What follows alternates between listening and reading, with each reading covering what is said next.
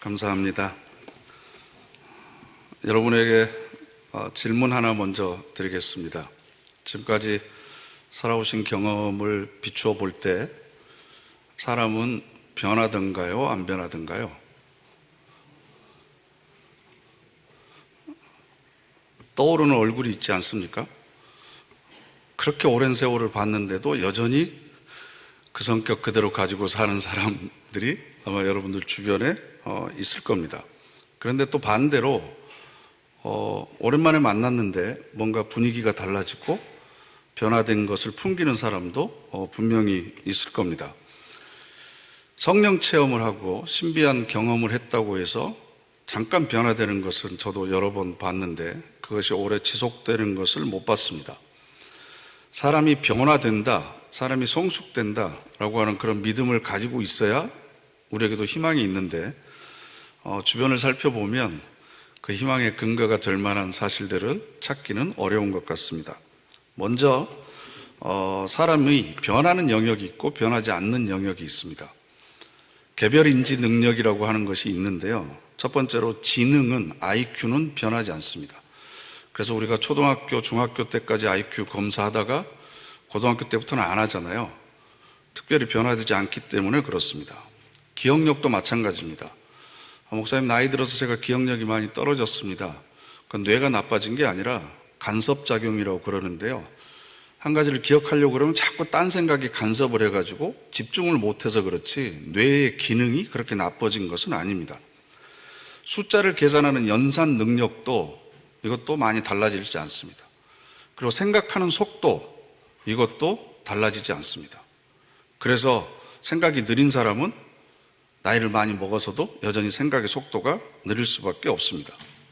그래서 이 개별 인지 능력은 변하지 않습니다. 성격은 어떤가요? 사람 성격 변하는가요? 사도 바울의 예를 들어보면요. 사도 바울은 굉장히 열정적인 사람이었고 목표지향적인 사람입니다. 그래서 예수를 그리스도로 고백하는 사람들을 잡으려고 다른 지역으로 출장을 갈 정도로 굉장히 열성적이었습니다. 개척 정신과 모험심이 뛰어나고 그래서 도전적입니다. 그런데 이런 사람들이 가지고 있는 단점 중에 하나가 좀 말이 셉니다. 입이 험합니다. 물론 도전 정신과 개척 정신이 있었기 때문에 그 어려운 전도 여행을 1차, 2차, 3차까지 무사히 할 수 있었던 것도 사도 바울이 이런 열정이 있었기 때문에 가능하지만 디모데에게 개인적으로 보낸 편지 후서 2장 17절을 보면 이렇게 되어 있습니다. 그들의 말은 악성 종양이 퍼져나감과 같은데 그 중에 후메네오와 빌레도가 있느니라. 악성 종양은요, 요즘 말로 하면 암덩어리입니다. 교회에 암덩어리 같은 사람들이 있다. 그들의 말이 이렇게 퍼져나간다. 물론 저도 같은 목회자이니까 바울의 심정을 충분히 이해하지 못하는 건 아니지만 교인한테 악성 종양 같다 그러면 그거 굉장히 좀 심한 말이잖아요. 그렇지 않습니까?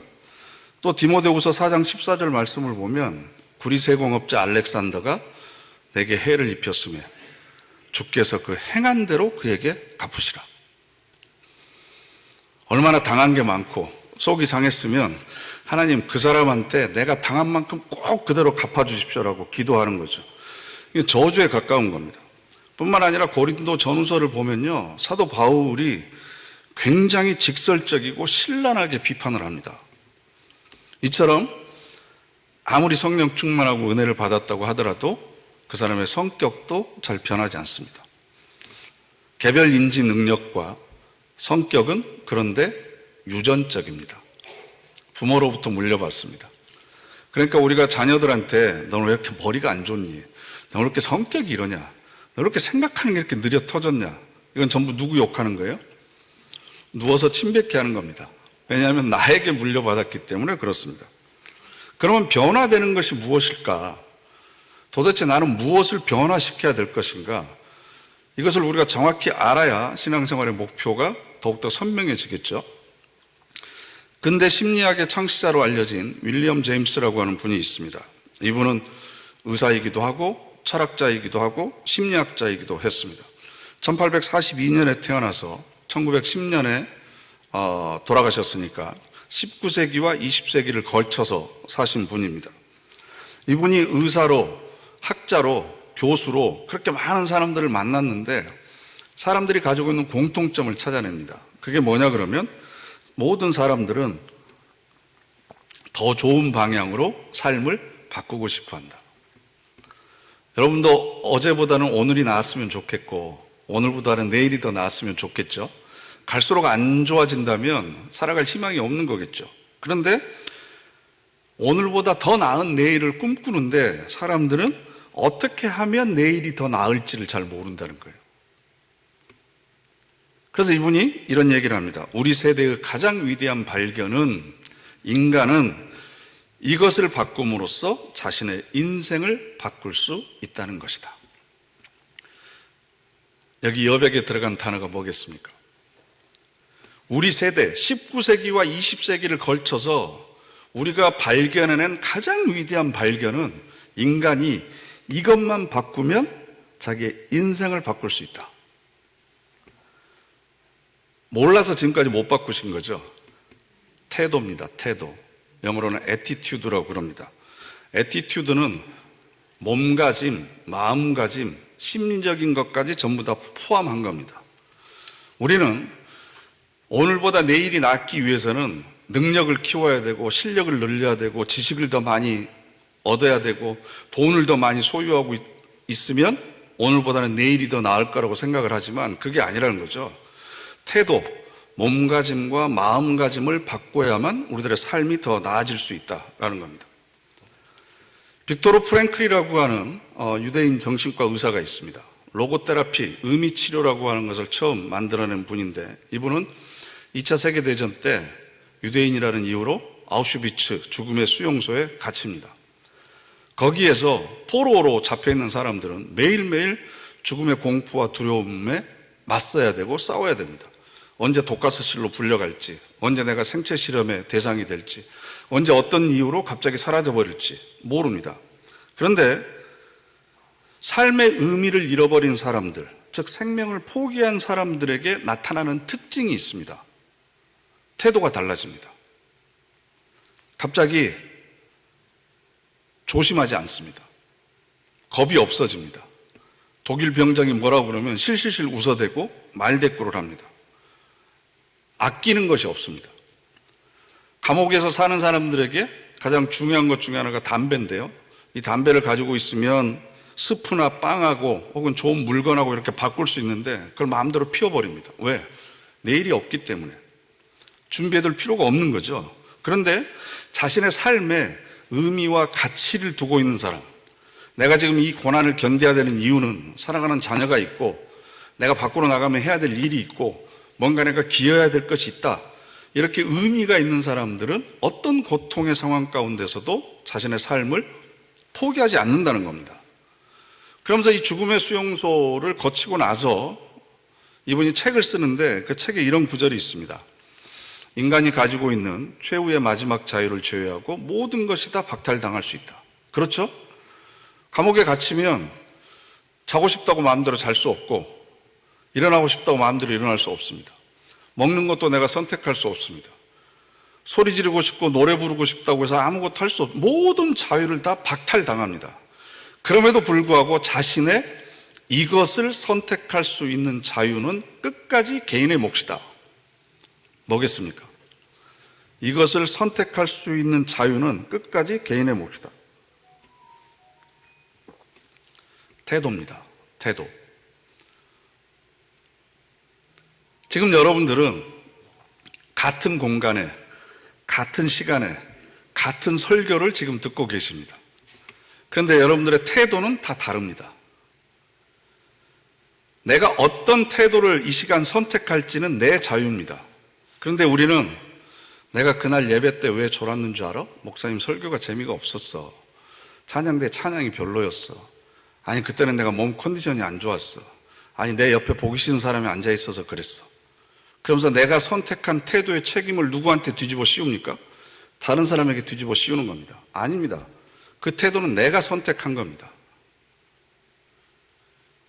책임을 지지 않는다는 건 인간으로서의 존엄성을 포기한 겁니다. 어느 누구도 빼앗아갈 수 없는 자유, 태도를 선택할 수 있는 자유, 그게 나에게 있다는 것을 부정하는 겁니다. 그것을 부정해버리면 우리는 동물과 같은 수준의 삶밖에 되질 않습니다.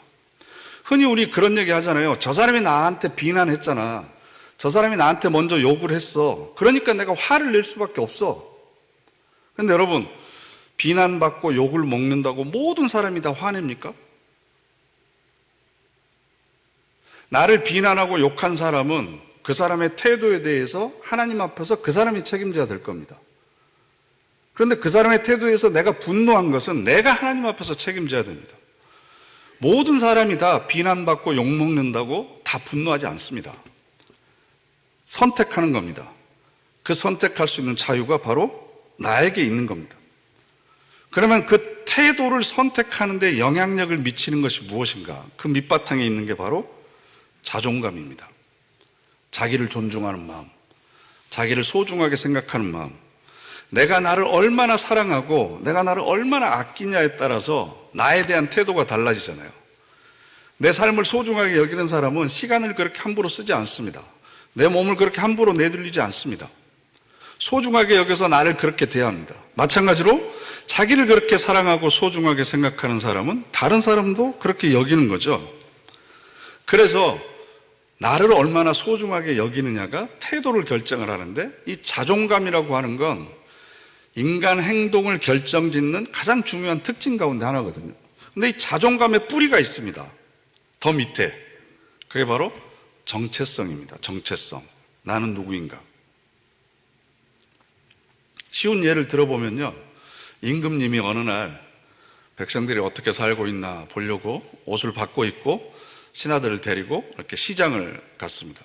시장 입구에 꼬마 거지가 이렇게 깡통을 들고 구걸을 하고 있는데, 어린애가 그렇게 살고 있는 게 임금이 너무 마음이 아파서 뭐라도 주려고 가까이 갔더니 애 눈이 초롱초롱 빛나는 게 영특해 보이는 거예요. 그래서 신하한테 쟤를 궁궐로 데리고 가라. 내가 양자로 삼아서 왕자로 키워야 되겠다. 이 거지가 얼마나 횡재한 거죠. 그래서 궁궐에 갔더니 몸을 씻겨주고 좋은 옷을 입혀주고 저녁에는 진수성찬을 차려줘서 맛있게 먹고 그 좋은 침구에서 아주 꿀잠을 잤습니다. 아침에 일어나서 왕자가 된 거지가 하는 생각이 뭐냐 그러면, 오늘 아침에 어디 가서 빌어먹지? 오늘 날씨가 궂을 것 같은데 어디 가서 비를 피하지? 오후에는 친구들이랑 뭐 하면서 시간을 때우지? 이런 생각을 하고 있어요. 거지 같죠? 왕자 같은 게 아니죠. 자기가 왕자라고 하는 정체성을 가지고 있으면 왕자답게 자기를 대우하죠. 그게 자존감이죠. 그리고 왕자로서 갖춰야 될 소양이 있기 때문에 그것을 선택해서 열심히 배울 겁니다. 태도를 배우는 거죠. 제가 왜 이 말씀을 드리냐 그러면, 우리는, 저와 여러분은 신분이 바뀐 사람들입니다. 하나님의 자녀입니다. 하나님을 아버지로 부르는 사람들입니다. 하늘나라를 유업으로 받을 상속자들입니다. 근데 왜 거지같이 사세요? 왜 세상의 떡고물에 그렇게 목말라 하고 뭐라도 좀 얻어보려고, 누가 나를 알아주고 인정해주면 거기 가서 아양 떨고. 하나님의 아들이잖아요. 믿습니까? 하나님의 자녀잖아요. 내 신분이 그래요. 이게 내 정체성이에요. 그럼 하나님의 자녀답게 스스로를 존중하세요. 하나님의 자녀답게 자기를 사랑하세요. 그러면 내가 어떤 태도를 선택해야 될지가 분명해지는 겁니다. 그런데 내가 누구인지를 아예 생각도 안 하기 때문에 그때그때 내 감정에 따라, 내 욕망에 따라 모든 걸 선택합니다. 그래서 그 사람의 태도를 보면 도대체 이 사람이 교회 다니는 건지 신앙생활을 하고 있는지 도무지 분간이 되지를 않습니다. 예수님께서 공생애를 처음 시작하실 때 요단강에서 세례를 받았습니다. 성령이 비둘기처럼 머리 위에 내려오고 하늘이 열리면서 음성이 들립니다. 그때 무슨 음성이었습니까? 이는 내 사랑하는 아들이요 내 기뻐하는 자라. 예수님의 정체성을 확인하는 시간입니다. 나는 나사렛 시골의 목수의 아들이 아니다. 세상 사람들이 나를 정규적인 교육도 못 받고 나이 30 됐는데 집 한 채도 없고 변변한 직업도 없고 죄인들하고 휩쓸려 다니고 귀신 들렸다고 그러고 먹기를 탐하고 마시기를 즐기는 자라고 손가락질 하지만 내 정체성은 뭐다? 나는 하나님의 사랑하는 아들이다. 하나님이 기뻐하시는 존재다. 이게 내 정체성인 거예요. 그걸 확인을 하는 겁니다. 그러면 사람들 앞에 내가 어떤 태도로 서 있어야 될지가 결정이 되는 거죠. 골고다 십자가에 올라가시기 전에 제자들과 함께 변화산에 올라갔습니다. 그때 또 한 번 음성이 들립니다. 이는 나의 아들 곧 택함을 받은 자니 너희는 그의 말을 들어라. 내가 하나님의 아들이야. 하나님의 아들. 예수님만 하나님의 아들입니까? 우리도 하나님을 아버지라고 부르잖아요. 우리도 택함을 받은 자예요. 하나님께서 나를 사랑하고 계시고 나로 인해서 기뻐하세요. 이게 우리의 정체성이에요. 그럼 그 정체성에 맞게 여러분이 여러분 스스로를 대접하세요. 존중해 주세요. 그럼 거기에 맞는 태도가 나오잖아요. 하늘나라를 유업으로 받을 상속자들이 왜 이 땅을 살면서 세상이 주는 떡고물에 침 흘리고 세상의 권력에 아첨하고 어떻게 하면 줄 한번 잘 서볼까? 물질과 명예의 노예처럼 살아가고 있는 거죠. 거지같이 살고 있습니다. 정체성이 뚜렷하지 않습니다. 그래서 빌립보서 2장 5절 말씀, 너희 안에 이 마음을 품으라 곧 예수 그리스도의 마음이니. 그런데 NIV 성경을 보면요, 이 마음을 애티튜드로 번역을 해놨습니다. 태도입니다. 태도. 예수 그리스도의 태도를 배워라. 태도. 하나님의 아들, 사랑받는 자, 나는 하나님께서 기뻐하시는 자라고 하는 정체성을 가지고 있어서 예수님께서는 자신을 공격하고 비난하는 사람들 앞에서 어떤 태도를 보이셨습니까? 죄인이라고 낙인 찍힌 사람들에게 어떤 태도를 보이셨습니까? 자기를 십자가에 못 박고 옆구리에 창을 찌르는 사람들에게 어떤 태도를 보여주셨습니까? 소외당하고 병자 취급받고 그래서 손가락질 당하는 사람들에게 어떤 태도를 보여주셨습니까? 이 태도를 배우는 겁니다. 마음가짐과 몸의 태도, 몸가짐을 배우는 겁니다. 그래서 우리가 신앙생활을 하는 건 하나님의 시각으로 자신을 보는 거죠. 나는 하나님의 사랑받는 아들이다. 나는 하나님의 사랑하는 딸이다. 하나님은 나를 기뻐하신다. 나는 하나님의 택함을 받은 자다. 사실은 예수님이 요단강에서 혹은 변화산에서 들었던 음성을 사실은 우리가 매일 들어야 돼요. 기도하면서. 맞아, 내가 그런 존재지. 그러면 사람들 앞에서 어려운 시련이나 고난 앞에서 내가 어떤 태도를 선택해야 될지가 결정이 되지 않습니까? 설교 시작하면서 제일 먼저 드렸던 질문 기억하십니까? 사람은 변합니까? 변하지 않습니까? 변합니다. 뭐가 변하죠? 태도가 변합니다. 태도. 태도가 변하기 위해서는 정체성, 나는 누구인가? 이 질문에 대한 해답을 가지고 있어야만 됩니다. 알버트 아인슈타인이 이런 얘기했습니다. 어제와 똑같이 살면서 다른 미래를 기대하는 것은 정신병 초기 증세다. 어제와 똑같이 오늘을 살면서 내일은 더 나아질 거라고 기대하는 건 허위망상증, 정신병 초기 증세라는 거죠. 그래서 제가 이 얘기에 빗대서 저는 이렇게 글을 바꿔봤습니다.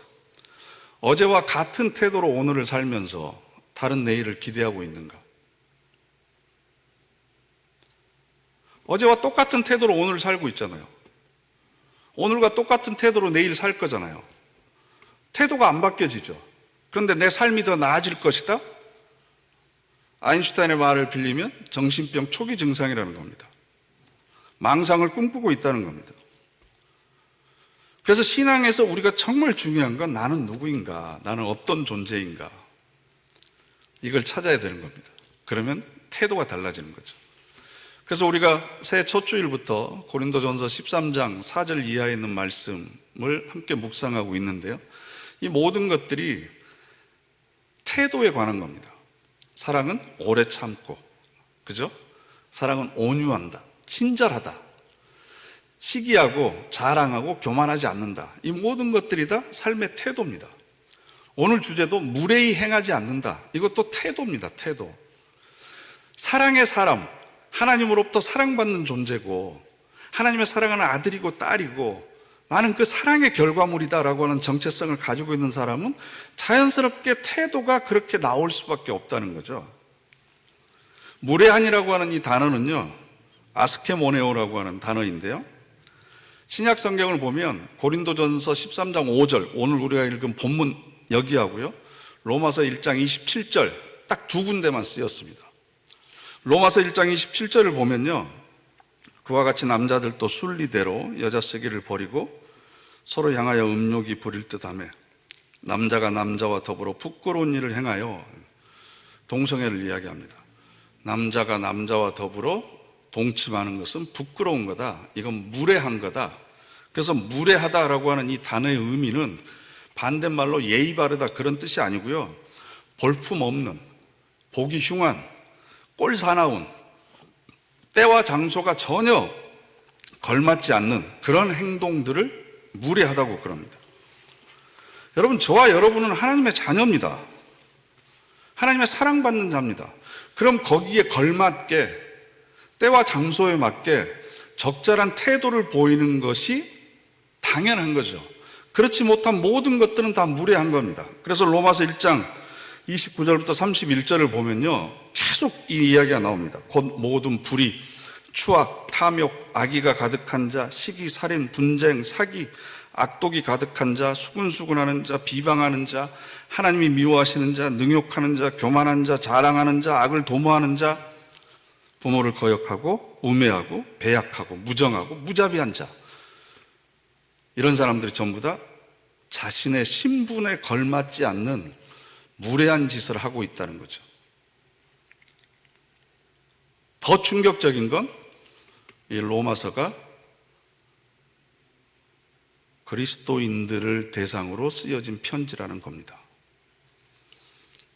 하나님을 모르는 사람들이 이렇게 살고 있는 게 아니라 하나님을 아버지로 믿고 고백하는 사람들이 이런 일들을 하고 있습니다. 이게 바로 무례한 겁니다. 부끄러운 짓입니다. 로마서 1장 32절 바로 그 다음 절에 그들이 이 같은 일을 행하는 자는 사형에 해당한다고 하나님께서 정하심을 알고도 자기들만 행할 뿐 아니라 또한 그런 일을 행하는 자들을 옳다 하느니라. 시기하고 능욕하고 수군수군하고 악을 도모하고 이러면 하나님께서 사형하신다는 것을 알고 있음에도 불구하고 자기들이 그걸 할 뿐만 아니라 다른 사람도 어이구 잘한다 그러면서 부추긴다는 거죠. 자기 정체성과 전혀 걸맞지 않는 무례한 짓을 하고 있는 겁니다. 예수님께서 우리들에게 보여주신 우리를 어떻게 귀중하고 소중하게 여겼는지를 한번 생각을 해보세요. 하나님은 우리를 구원하시기 위해서 동물을 희생하지 않으셨습니다.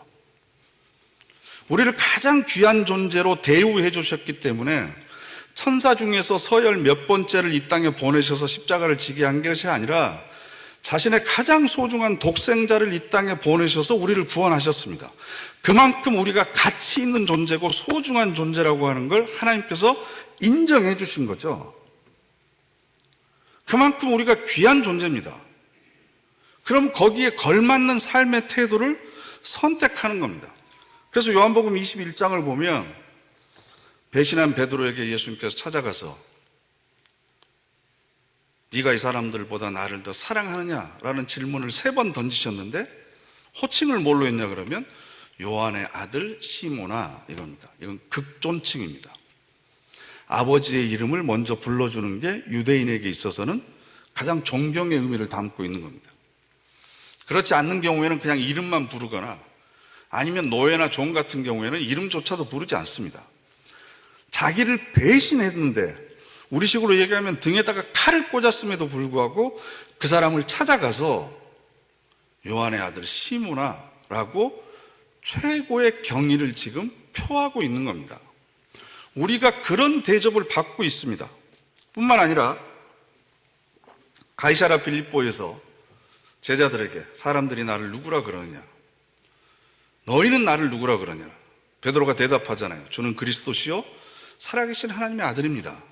그때 뭐라 그럽니까? 바요나 시모나 그럽니다. 바가 아버지입니다. 요한을 아버지로 둔 시모나 이렇게 얘기하는 거죠. 우리를 그렇게 존중해 주십니다. 요한복음 13장을 보면요, 예수님께서 세족식을 거행을 하시는데 좁은 다락방 안에 장정들 13명이 있습니다. 팔레스틴 지역이 얼마나 더운지는 우리가 잘 알고 있죠. 한여름을 생각하시면 됩니다. 그때 무슨 선풍기가 있었겠습니까? 에어컨이 있었겠습니까? 그래서 저녁을 잡수시던 자리에서 일어나서 겉옷을 벗고 수건을 가져다가 허리에 두르시고 세족식을 하십니다. 아마 땀이 비 오도 쏟아졌을 겁니다.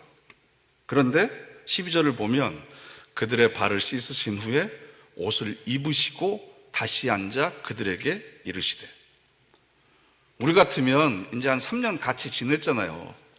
그리고 내가 스승이고, 그죠? 그러면 속옷바람으로 부채질하면서 얘기해도 전혀 흉이 되지 않습니다. 하나님의 말씀을 전하기 위해서 다시 옷을 갖춰 있습니다.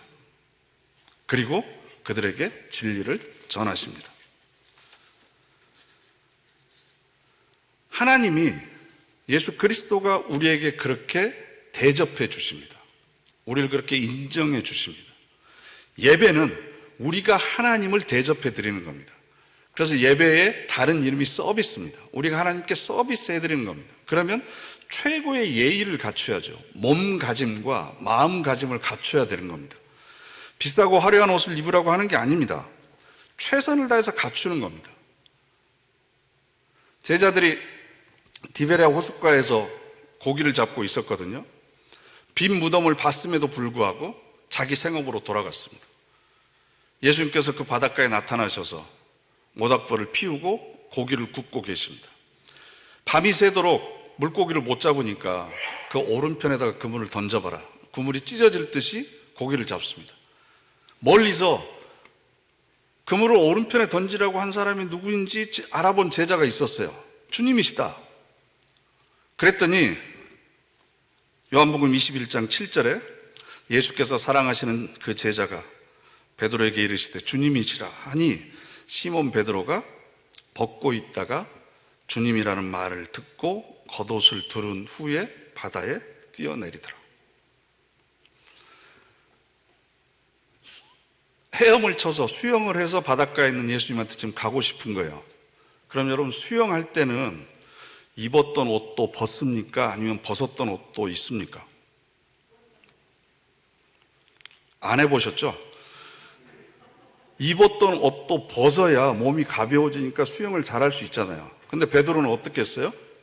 고기를 잡느라 벗고 있던 옷을 입고 바닷속으로 뛰어듭니다. 왜? 예의를 갖추기 위해서입니다. 예의를 갖추기 위해서. 그렇게 보고 배웠기 때문입니다.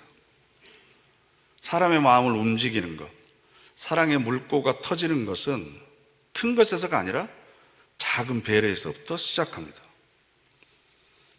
우리가 그런 대접을 하나님으로부터 받았으면 우리도 남들에게 그걸 흘려보내야죠. 마태복음 7장 12절 말씀 함께 읽어보실까요? 그러므로 무엇이든지 너희도 남을 대접하라.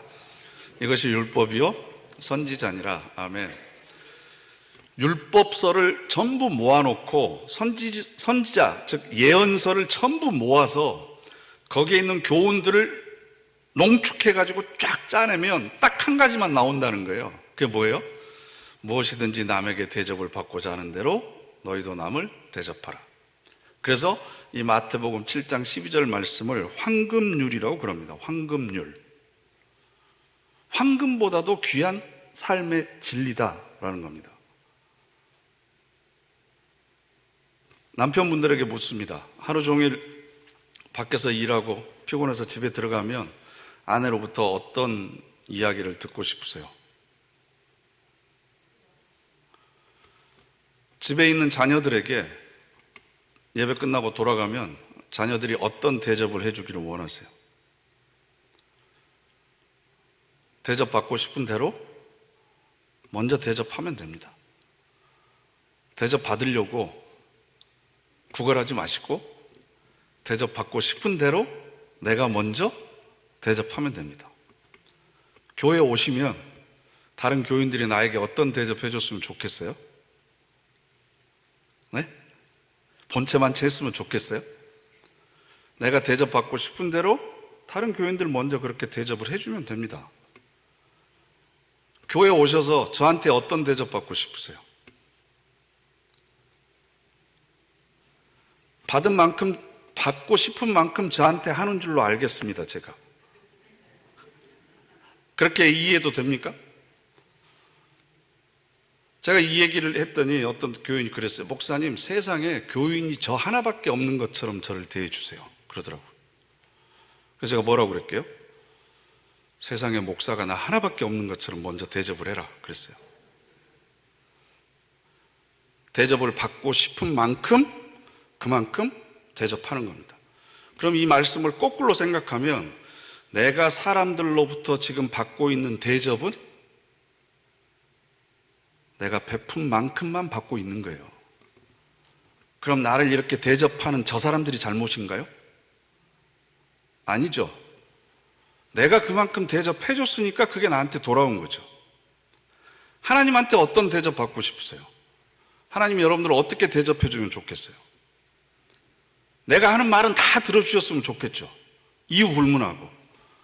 그러면 먼저 여러분들이 하나님의 말씀을 이해되든 이해되지 않든 무조건 순종하고 받아들이세요. 그렇게 하나님을 대접하면 하나님도 여러분 대접하는 거죠. 나는 대접하지 않으면서 다른 사람으로부터 그렇게 대접받고자 하는 거, 5글자로 그걸 뭐라고 그러죠? 도둑놈 심보라고 그럽니다. 자기는 하지 않으면서 남한테만 바라는 거. 고린도전서 13장 5절의 표현에 의하면 무례한 겁니다. 무례한 겁니다. 무례히 행하는 겁니다. 배려라고 하는 소설을 보면 이런 글귀가 나옵니다. 세상은 주고받는 것이란다. 받은 다음에야 주려고 하면 기다리는 사람은 없어. 주고받는 게 아니라 받고 주는 겁니다. 그죠? 아니, 받고 주는 게 아니라 주고받는 겁니다. 주고받는 거. 내가 먼저 주는 겁니다. 왜? 우리가 먼저 그렇게 주는 사랑을 받았기 때문에. 그게 바로 사랑의 사람입니다. 우리가 하나님 앞에 섰을 때 뭘 가지고 가겠습니까? 공술의 공수거잖아요. 그런데 고린도전서 13장 8절을 보면요, 사랑은 언제까지나 떨어지지 않는다 그랬습니다. 예언도 피하고 방언도 그치고 지식도 피하리라. 하나님의 말씀도 방언도 신령한 언어도 나중에는 다 없어진다. 그런데 끝까지 없어지지 않는 게 있습니다. 사랑입니다. 내가 사랑의 존재로 변화돼서 하나님 앞에 서는 겁니다. 사랑의 사람으로 내 성품과 인격이 변화돼서 하나님 앞에 서는 것, 이게 사실은 우리들의 신앙의 목표가 되어야 됩니다. 다른 어떤 것에 세상적으로 실패했다고 하더라도 나에게 주어진 사람들을 사랑했다면 여러분들은 성공하신 겁니다. 아무리 세상에 많은 업적을 이뤘다고 하더라도 나에게 하나님께서 주어주신 사람들을 사랑하지 못했으면 여러분들은 실패한 겁니다. 기준을 다시 잡아야 됩니다.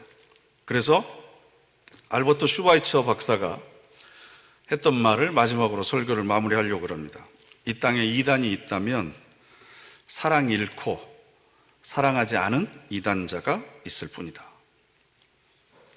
사랑을 잃고 살아가는 사람, 사랑하지 않는 사람, 그 사람은 아무리 교회 안에 있고 그리스도인이라고 하더라도 이단하다라는 겁니다.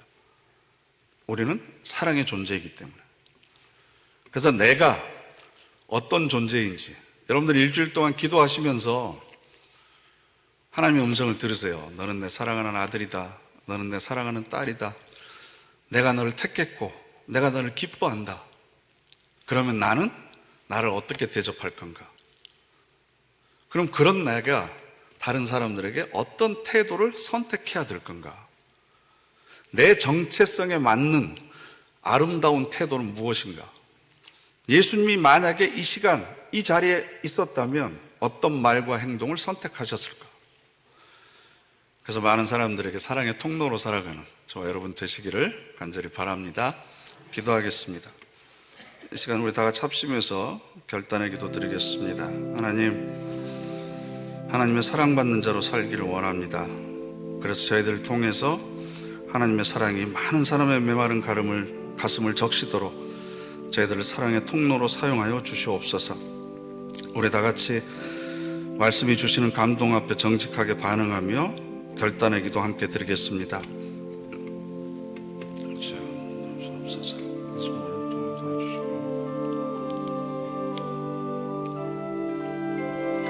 놀라신 하나님, 놀라신 은혜와 사랑이 저를 통해 흘러가기를 원합니다. 주여 붙들어 주시옵소서. 선하신 하나님을 통해서 주시소. 하나님을 주시옵소서. 성령께서 함께 하시고 내 가운데 저들을 붙들어 주시옵소서.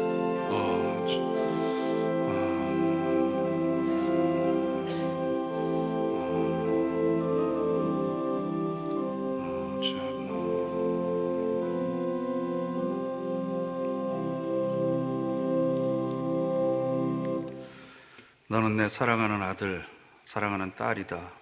내가 너를 기뻐하고 내가 너를 택했다. 이 신분에 맞는 삶의 태도를 선택하며 사랑의 통로로 살아가는 우리 모두가 되게 하옵소서. 예수님의 이름으로 기도드립니다. 아멘.